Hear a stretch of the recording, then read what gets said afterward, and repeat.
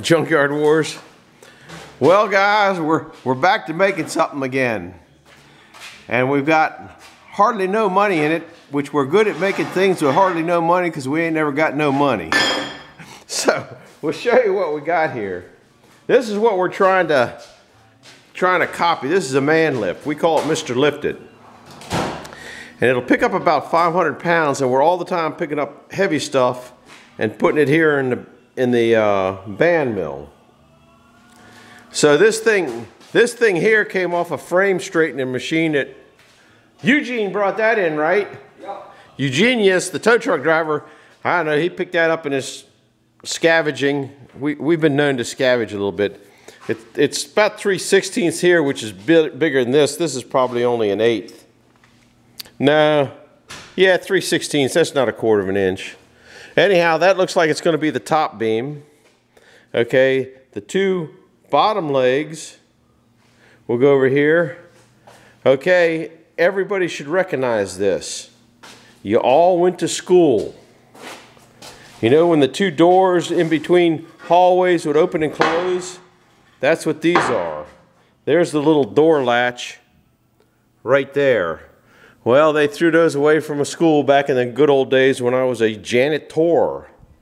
And that's where that came from. This is left over from, he disappeared. I think that's left over from that big wood splitter they made years ago. This is going to be the cross piece between the two legs.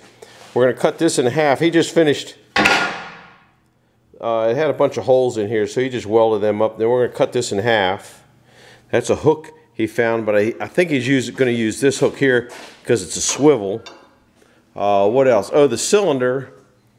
I don't know where the cylinder came from. I know it was not an expense, because we don't do expense. But here's the cylinder. It's 1.5 tons. So that ought to work. But he got it because you can see this is actually what, this is the rod for it here. This is the cylinder. The rest of it's reservoir, and it actually came from Napa. But the seal was all blown out, so he's got a seal on odor. So that's what we're trying to make. You got the wheelies.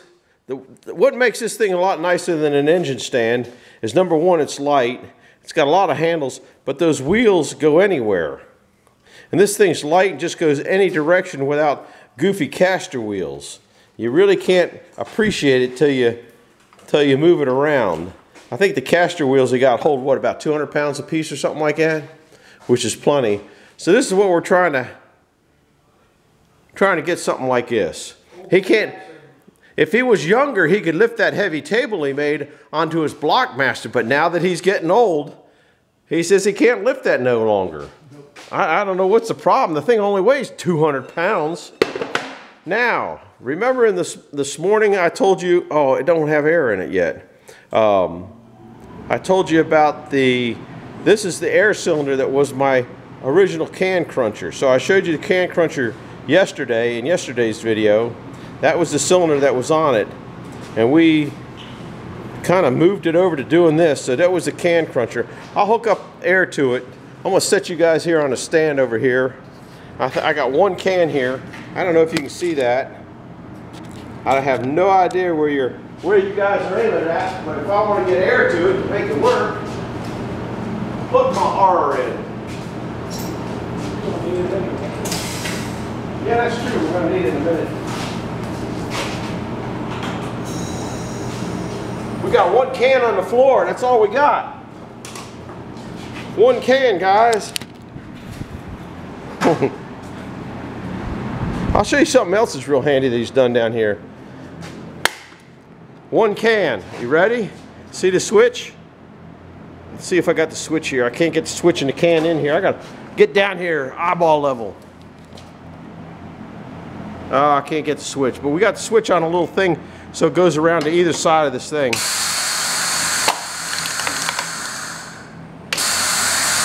Now remember the hydraulic one, how much it's... See how thick this one is? That's why we had to go hydraulic. There's more because of the air usage. We're only running, what, about 30 pounds of air? No, it's up about 80 now. Oh, it's up to about 80 now? Oh my goodness. I don't know, Look at the gauge. Here's the gauge. If you can read that, you're better than I am. Anyhow, we're about ready to cut this green piece in half. We're going to leave this thing the width it is, isn't it? So we got to find center of that, cut that in half. This is going to be, yeah, that's kind of what that'll go 2 times. This will stick out I don't know, a couple inches maybe past here, and then it gets a bracket. Instead of what they got on this one, it's just a 3/8 piece of steel welded on here. That might have been angle iron put in there. It kind of feels rounded.